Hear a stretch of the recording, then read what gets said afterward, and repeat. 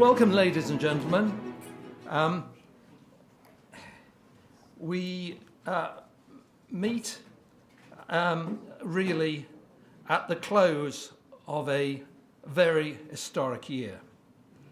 May I begin by saying that I welcome the election of the Republican candidate for the presidency of the United States, Donald Trump. Unlike Barack Obama, do you remember him? Unlike Barack Obama, he has not told us to go to the back of the queue as far as a free trade deal is concerned.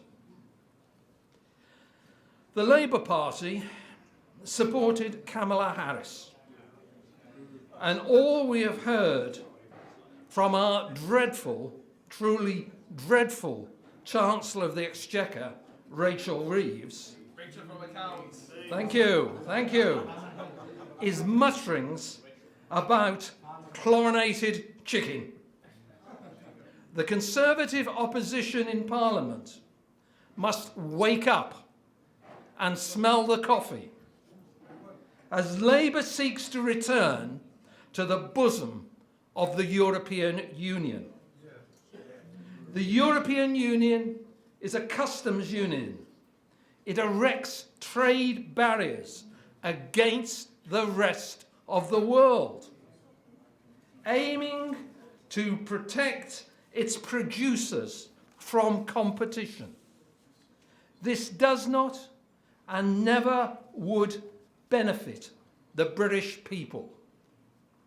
Churchill was a free trader at heart, and just a few weeks before the coronation of Queen Elizabeth II in 1953, he told the House of Commons that if the choice was between Europe and the open sea, we must always choose the open sea.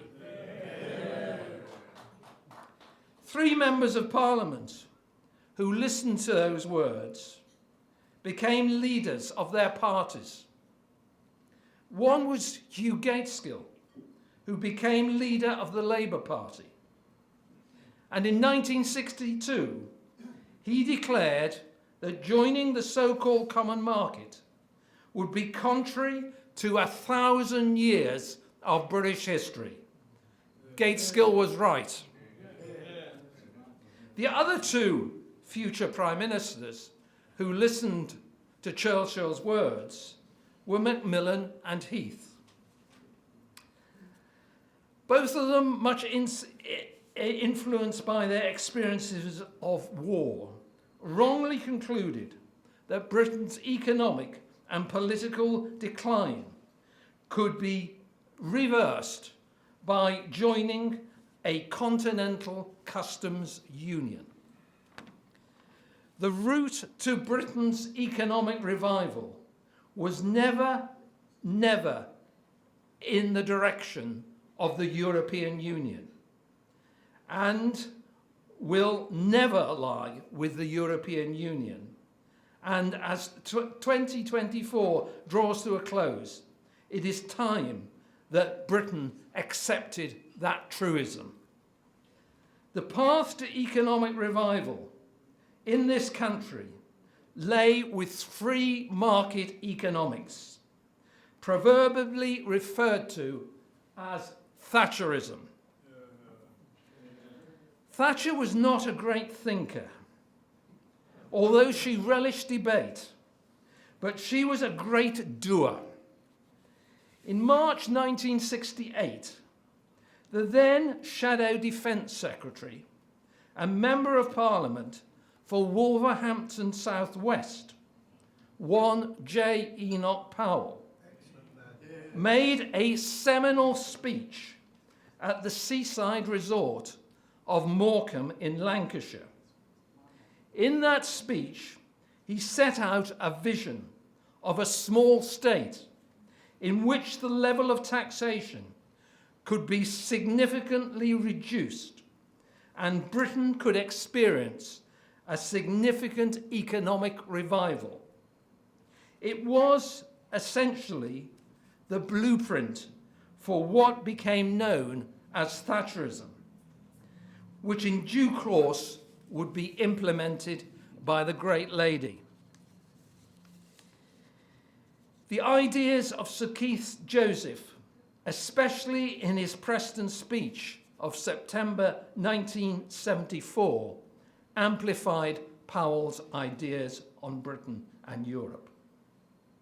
There were, of course, others that contributed to this great project, including our former colleague, my former colleague, Sir John Knott, who was present here at our last meeting in this room in July.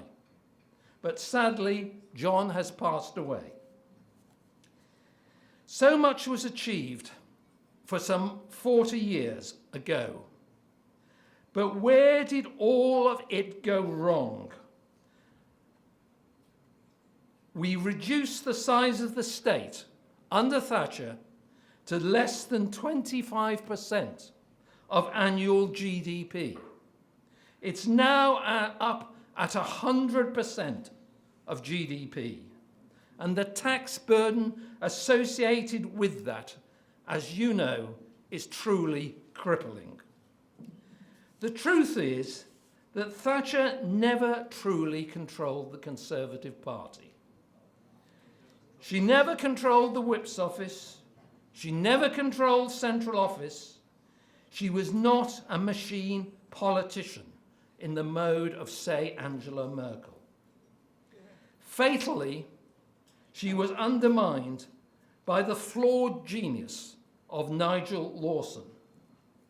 Lawson seemed like a brilliant Chancellor of the Exchequer, but his far-sighted tax reforms were to be fatally undermined by his mistaken monetary policies.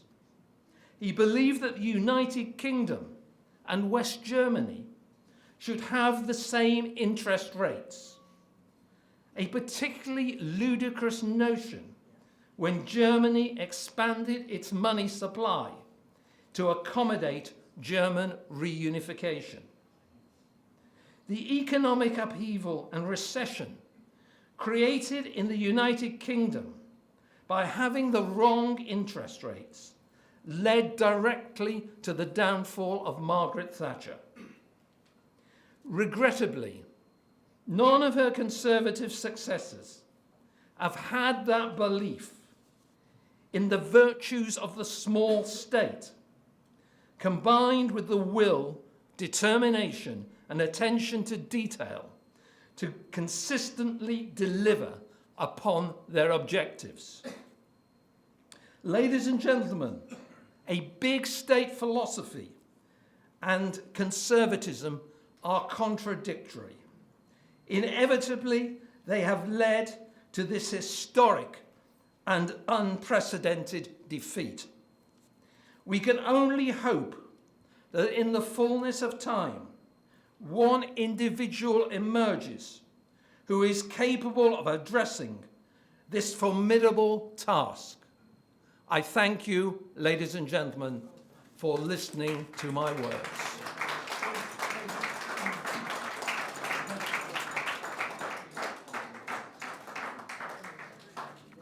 I would now like to turn to that, I'd call him a great warrior, actually, that great warrior who I joined in the House of Commons in 1992, and he was already fighting his great campaign to get us out of the European Union.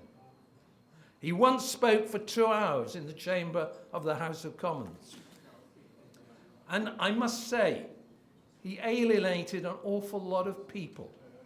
And I went up to Bill afterwards, because Conservative members of Parliament were actually jeering at him. And I said to Bill, why, it's the first time I spoke to him, I said, why did you do that, Bill? There's an awful lot of people that were very unhappy. And he said to me, I did it because I wanted to make sure they knew that I meant business. And boy, did he mean business.